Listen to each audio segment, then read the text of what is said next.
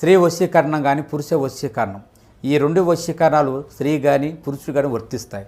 మనం చెప్పిన మాట వినకపోయినా మన దగ్గరికి వచ్చే విధంగా, మనం మాటకి గౌరవించే విధంగా, మనం రమ్మంటే రావాలి, పొమ్మంటే పోవాలి, కూర్చుంటే కూర్చోవాలి, లెమ్మంటే లేవాలి, మనం చెప్పిన మాట గౌరవించి మనం పెళ్లి చేసుకోవాలనే విధంగా కూడా స్త్రీ వశీకరణ కానీ పురుష వశీకరణం కానీ ఉంటుందమ్మా.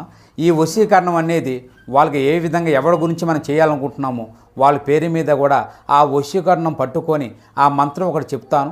ఆ మంత్రం మీరు జపించగలిగారంటే ఆ వశీకరణం పట్టుకొని ఆ మంత్రం జపిస్తే 11 రోజుల్లో ఆ వ్యక్తి, నువ్వు ప్రేమించిన వ్యక్తి కానీ అమ్మాయి కానీ అబ్బాయి కానీ 11 రోజులు మీ దగ్గరికి వచ్చేది ఖచ్చితంగా గ్యారెంటీగా జరుగుతుంది. ఈ రోజున ఈ రాశి జాతకులు ఒక వ్యక్తి హఠాత్తుగా కాల్ చేస్తారు. కాల్ చేసి ఏం చెప్పబోతున్నారో తెలిస్తే గనక మీరు అకస్మాత్తుగా షాక్ అయిపోతారు, ఆశ్చర్యపోతారు. ఆ వ్యక్తి ఎవరు, ఆ కాల్ రీత్యా మీరు చేరుకుంటున్న ఆ యొక్క వార్త ఏమిటి, తదితర అన్ని వివరాలు ఈ వీడియోలో తెలుసుకుందాము. వీడియో మీకు నచ్చినట్లయితే లైక్ చేయండి. మీ లైక్ మాకెంతో సపోర్ట్ అండ్ ఎంకరేజ్మెంట్ గా ఉంటుంది. ఇక ఆలస్యం అనేది ఏమాత్రం లేకుండా మనం ఈ వీడియోలోకి వచ్చేద్దాము. ఈ రోజున మీరు ఏ పని చేసినా కాస్తంత నెమ్మదిగా సాగబోతుంది.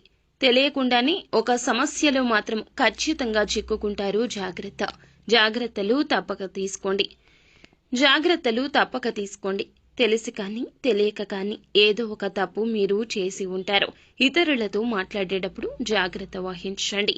ఉన్నది ఉన్నట్లు మాట్లాడడం వల్ల మీకు శత్రువులు అధికంగా తయారవుతారు. అయితే మీకు ఒక ఫోన్ కాల్ వల్ల అనుకునే విధంగా ఇబ్బందులు అయితే రాబోతున్నాయి. కోపంలో మీరు ఏదో విషయంలో మాట జారి ఉండవచ్చు. దాన్ని పట్టుకుని మీపై ఇతర వ్యక్తులు కక్ష సాధించబోతున్నారు. మీకైతే ఖచ్చితంగా నిందలు రాబోతున్నాయి. నమ్మినా నమ్మకపోయినా ఇదే వాస్తవము.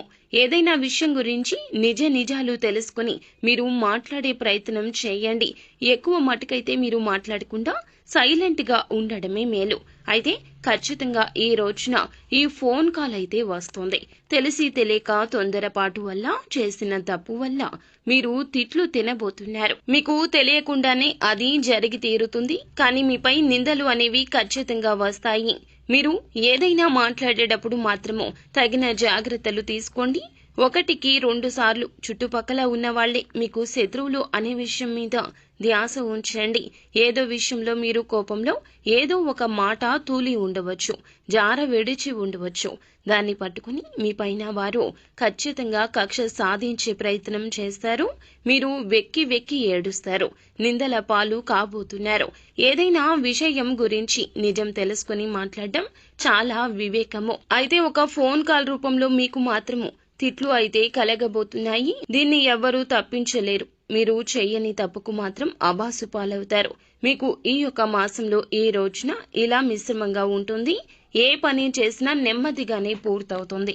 తొందరపాటు నిర్ణయాలు అస్సలు మీకు మంచిది కాదు. అలాగే కుటుంబంలో ప్రేమలు పెరగబోతున్నాయి. పాత ఆరోగ్య సమస్యలు తీరిపోయే అవకాశం ఉంది. కుటుంబంలో ఉన్న ఆరోగ్య సమస్యలు కొంతమేర తగ్గుముఖం పట్టే అవకాశం ఉంది. ఈ యొక్క కుంభరాశి వారు, వీరికి శత్రువులు అధికంగా ఉంటారు. వీరు ఏ పని చేసినా కానీ ఈ యొక్క రోజున నెమ్మదిగానే సాగుతుందని 1కి పలుమార్లు చెప్తున్నాం. కావున ఏ పెట్టుబడి పెట్టవద్దు. ఏ నూతన నిర్ణయం, ఏ నూతన కార్యక్రమం కోసం తీసుకోవద్దు. ఇబ్బందులు అనేవి మీకు చెప్పి రావండి. కావున జాగ్రత్త వహించడం మీ వంతవుతుంది.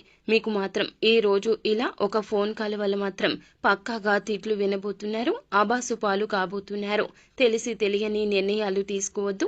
పనుల్లో ఆటంకాలు వచ్చే అవకాశం ఉంది. ఆలోచించి నిర్ణయం తీసుకోండి.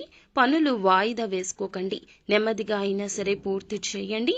పనులు మాత్రం వాయిదా వేస్తే మీ మీద ఉన్న ఇంప్రెషన్, గౌరవం కోల్పోతారు. మీ పక్కన ఉన్న వారిని మీరు ఖచ్చితంగా గమనిస్తూ ఉండాలి.